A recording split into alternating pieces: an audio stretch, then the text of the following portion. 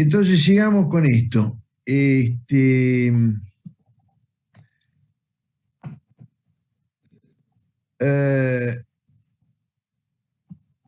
lo que estamos tratando de mostrar acá,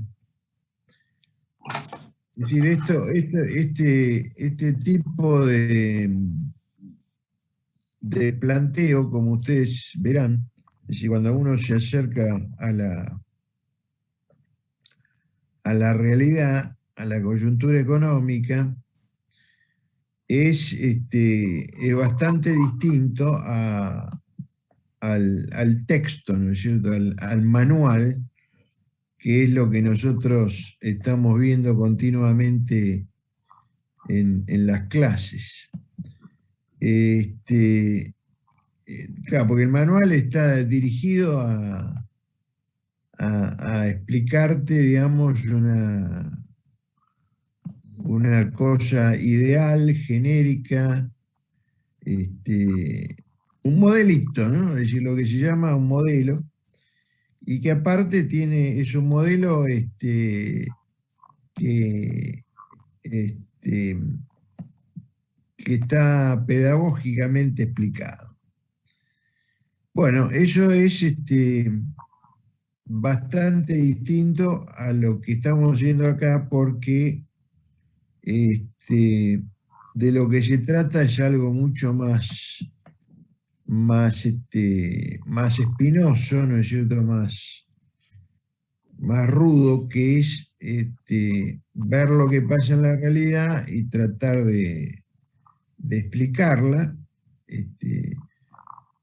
un poco a través de una serie de variables que son macroeconómicas y algunas otras que son microeconómicas, y lo que sí, tratando de ver qué pasa con un mercado que básicamente es un mercado fundamental tanto de lo microeconómico como de lo macroeconómico. Y ya vimos, digamos, yo un poco les di el contexto de qué significan estos países a nivel internacional, entonces en materia agropecuaria, en materia de provisión de alimentos. Por ejemplo, mediáticamente también se ilustra esto con el tema de que, bueno, acá se le da de como se produce para que coman 400 millones de personas, una cosa así. Entonces, bueno, dentro de los temas que estamos anotando como principales, es decir, dentro del problema que es la realidad económica y la de este mercado de alimentos en particular, entonces ya vimos que esta es una situación especialmente crítica para Argentina y no deja de ser mala para estos otros dos países. Es decir, estamos hablando de caídas en los productos brutos, principalmente debido a la pandemia en 2020, debido a los problemas de crisis externa previos a 2018-19 en la Argentina, pero fíjense que a Brasil le va bastante mal también, es esa barra verde. Entonces, frente a esto que le va bastante mal, es decir, que cae la producción, caen las reservas internacionales en los países, sobre todo en 2020. Y fíjense también que si bien Argentina tiene mucha inflación normalmente en los últimos tiempos, Uruguay tiene un poquito más de inflación, y, y Brasil también, en distinta escala estamos hablando, y después que tenemos un problema de salarios, tanto en Argentina como en Brasil, todavía mayor al que tenía Argentina en años anteriores, y en Uruguay bastante importante la caída de salarios, mientras que increíblemente en 2020, plena pandemia, Brasil mejora un poquito los salarios. Bueno, esa mejora mínima, pero mejora al fin de los salarios en Brasil, en 2020 se debe a la aplicación del IFE, brasileño, digamos. Más o menos ustedes saben que el IFE es un subsidio especial que se aplica. Bueno, acá hay un problema de audio. Tenés que silenciar a alguien, a ver, ya te digo. Bueno, Eli Destejada. Eli Destejada. Bueno, entonces, en Uruguay también tenemos caída de salarios reales y el Brasil es una excepción porque hay una política de IFE muy alto. Es decir, Bolsonaro, que siempre se compara con Donald Trump, en ese momento Donald Trump le manda cheques de $1.200 a todos los norteamericanos pobres. Entonces a Bolsonaro se le ocurre entregar cheques de $120 a los brasileños pobres. Nosotros lo que entregamos, ese IFE, fue muchísimo menos, ¿no es cierto? Es decir, en realidad creo que andaba comparativamente en alrededor de $30 mensuales en lugar de los 120 de Brasil o de los 1.200 de Estados Unidos. Bueno, de resultas de eso, en el 2020 increíblemente Bolsonaro le aumenta los salarios reales, por lo menos los salarios mínimos a los pobres. Bueno, todo esto es importante porque en definitiva esto va a afectar a lo que va a ocurrir con los alimentos.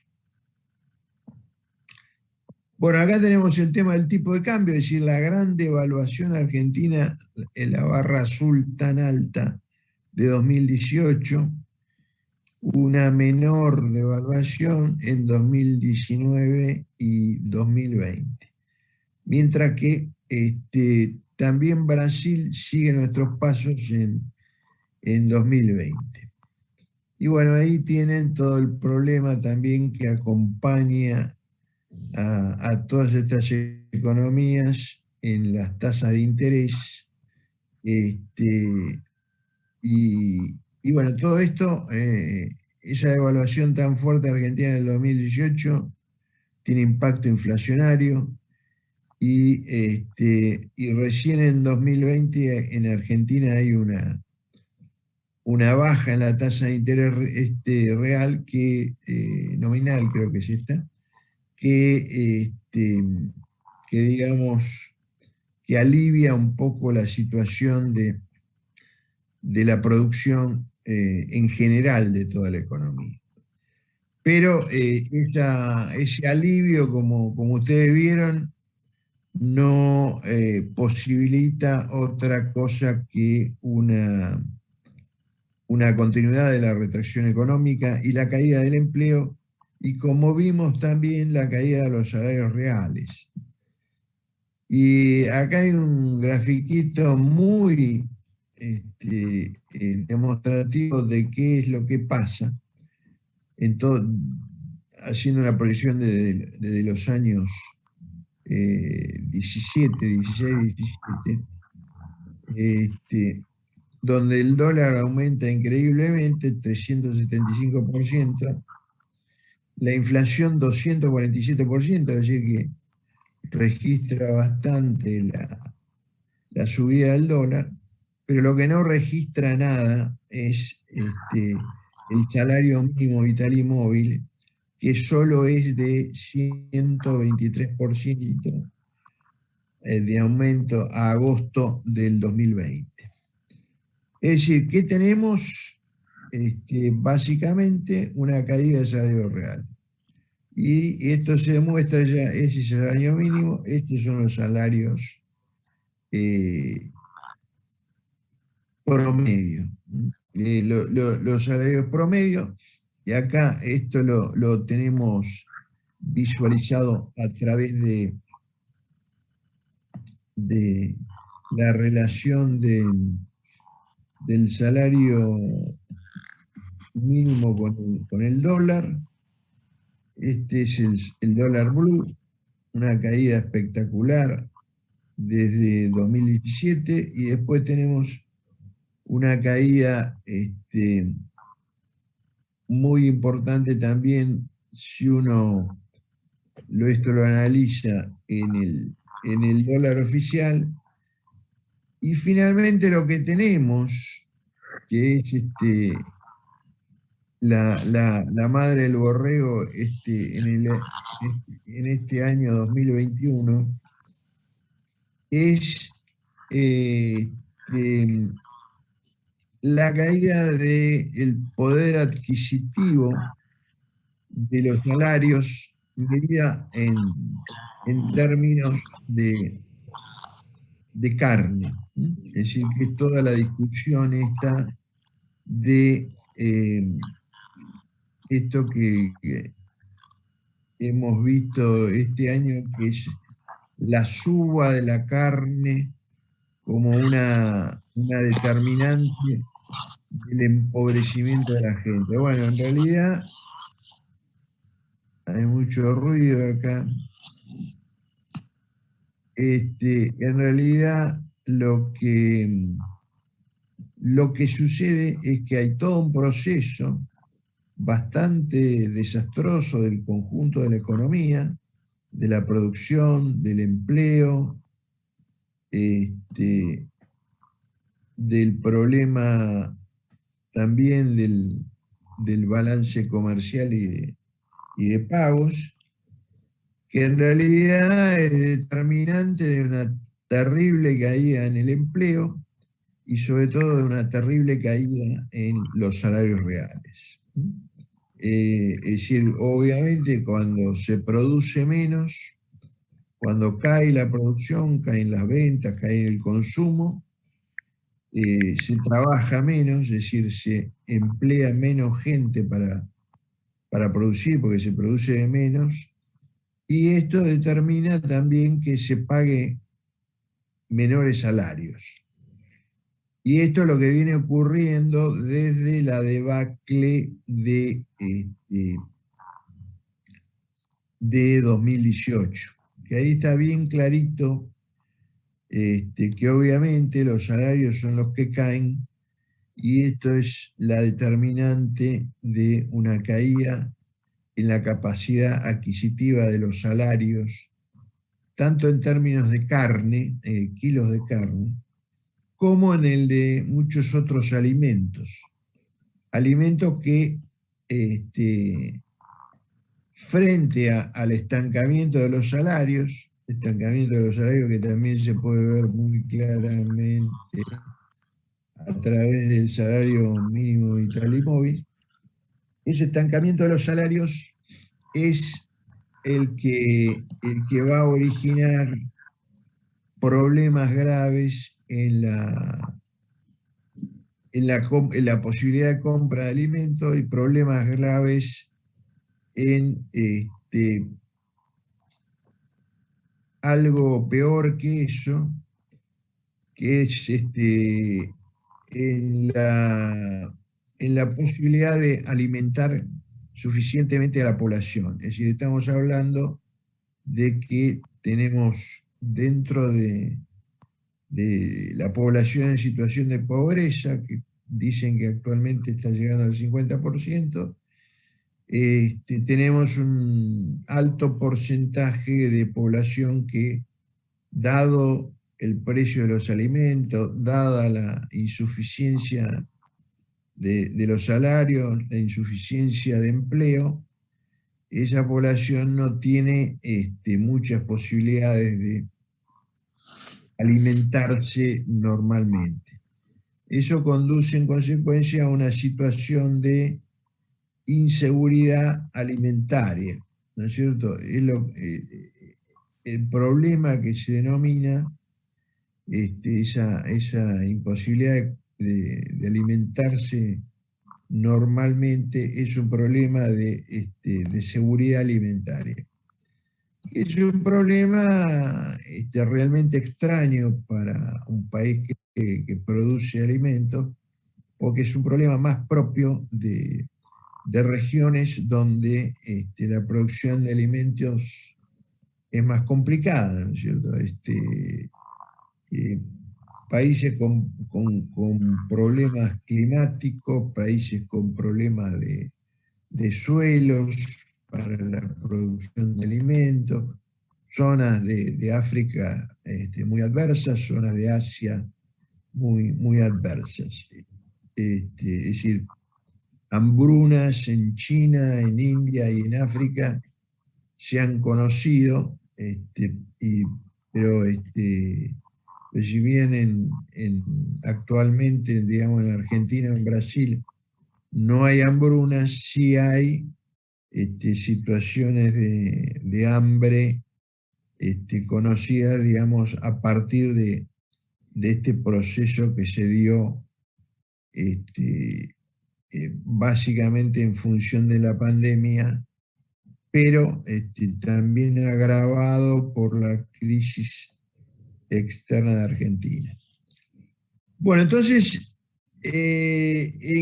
¿cuál es la solución, digamos, que un gobierno se plantea frente a toda esa situación inflacionaria de los alimentos y en particular de la carne? Lo que ese gobierno se plantea es, obviamente, controlar el precio de la carne, porque el precio de la carne aparte es el símbolo de toda la alimentación en Argentina por una cuestión cultural. Y entonces, para resolver ese problema de la carne, el gobierno entiende, es decir, que si hay que alimentar a la población, es decir, si la población tiene que consumir carne y a su vez la producción de carne está dirigida a las exportaciones, entonces para que haya abundancia internamente de carne hay que cortar las exportaciones. Entonces, eso es lo que se plantea. Es decir, fíjense que ahí tenés la importancia de las exportaciones sobre la producción de carne, que es muy importante desde 2018, y que es muy alta en 2021. Entonces, de lo que se trata es de bajar las exportaciones y lo que se exportaba, dedicarlo al consumo interno, lo cual va a generar una situación de relativa abundancia de oferta de carnes, y eso haría caer los precios de la carne, cosa que en realidad mucho no ha sucedido, pero ha habido una contención.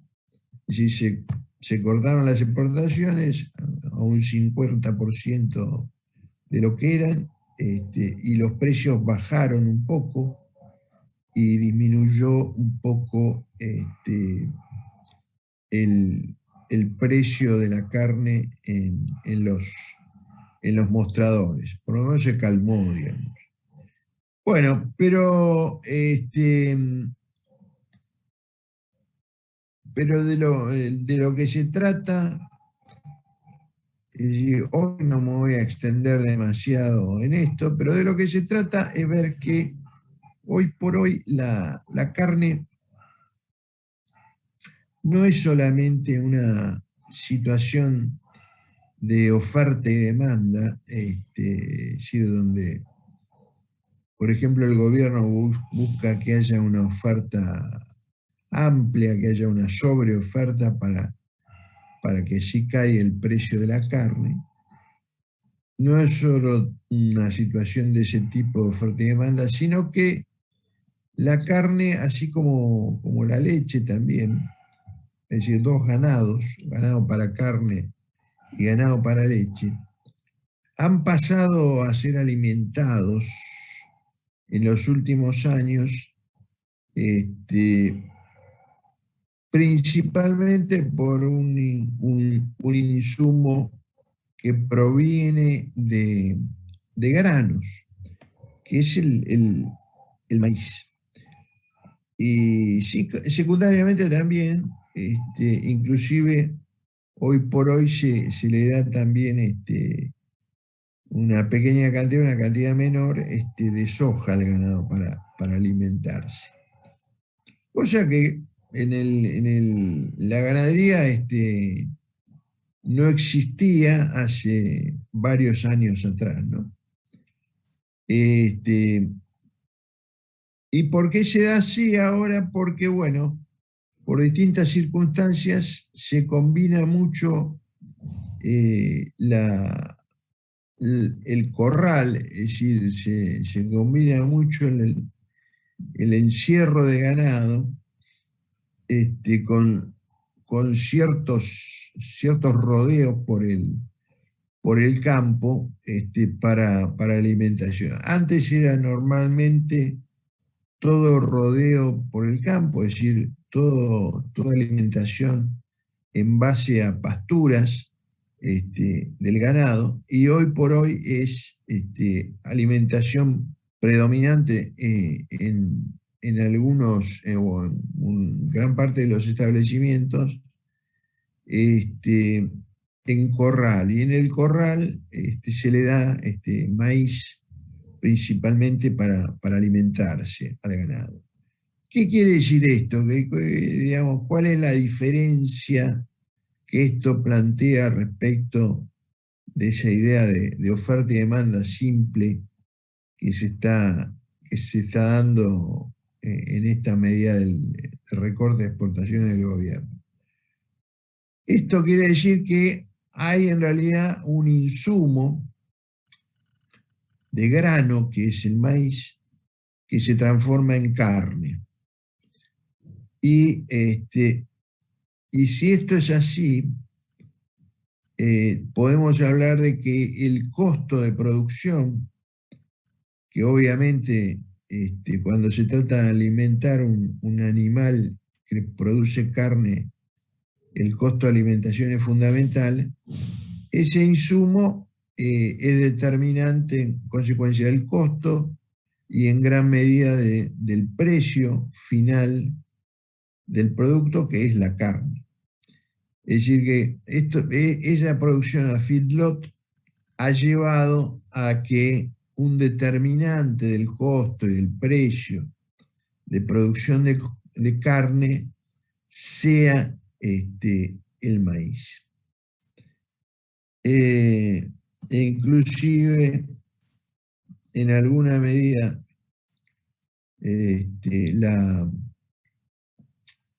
la soja también. Pero el maíz fundamentalmente, y acá hay una cosa bastante, una infografía bastante ilustrativa de este proceso de alimentación y producción, que es la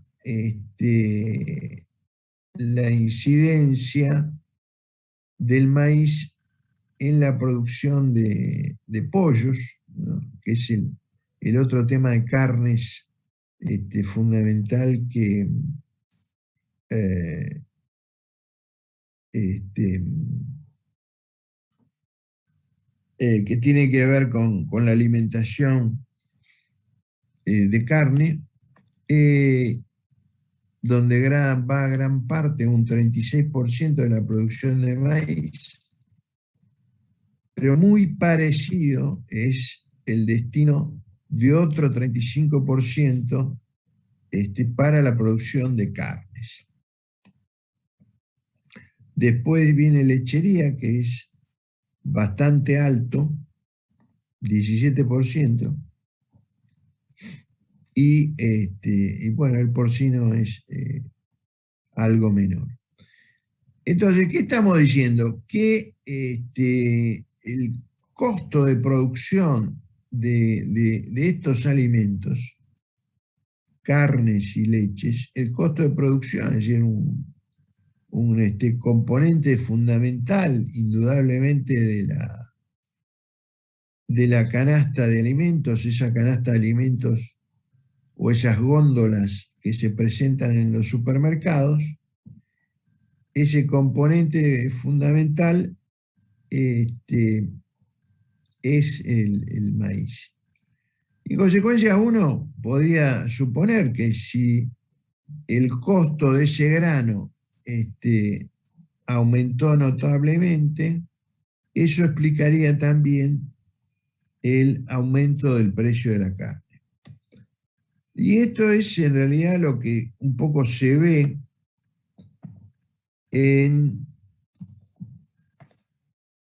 fíjense, en la evolución de los precios internacionales del maíz. Porque obviamente, así como la soja, el maíz es un componente fundamental de las exportaciones del país. Es decir, ya no un 20, un 25%, sino que un 80, un 90% tanto de la producción de soja y maíz se destina a la exportación. Es decir, que en los precios del maíz y de la soja encontramos una vinculación muy grande con el mercado internacional determinante del precio del maíz, de la soja de exportación. En consecuencia, lo que estamos diciendo es que esos precios del maíz y la soja son fundamentalmente determinados en los mercados internacionales y no acá. Y lo que vemos es que desde septiembre del 2020, es decir, un año también de alta inflación, pero no ya solo una inflación nacional, sino también una inflación internacional, el maíz, ese costo fundamental de la producción ganadera, el maíz tiene un crecimiento que está cercano al 80%, un incremento de precio internacional del 80%. Y ese es el incremento de precio que va a estar, impactando el costo de la producción de ganado. Es decir, ese 80% de aumento en el precio, PAC va a ir a impactar sobre los pollos, sobre la carne y sobre la leche y el porcino, a través de que ese incremento de precio del maíz se introduce en forma directa en la producción de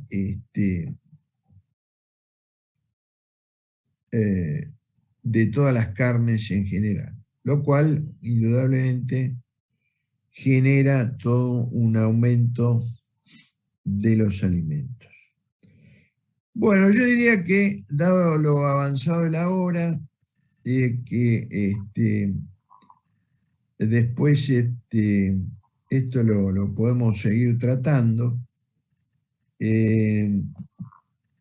Bueno, a ver, espérate que dejo de compartir acá. Ahí Ok. dejé de compartir, ¿no? Sí, sí, dejate de compartir, Marcelo.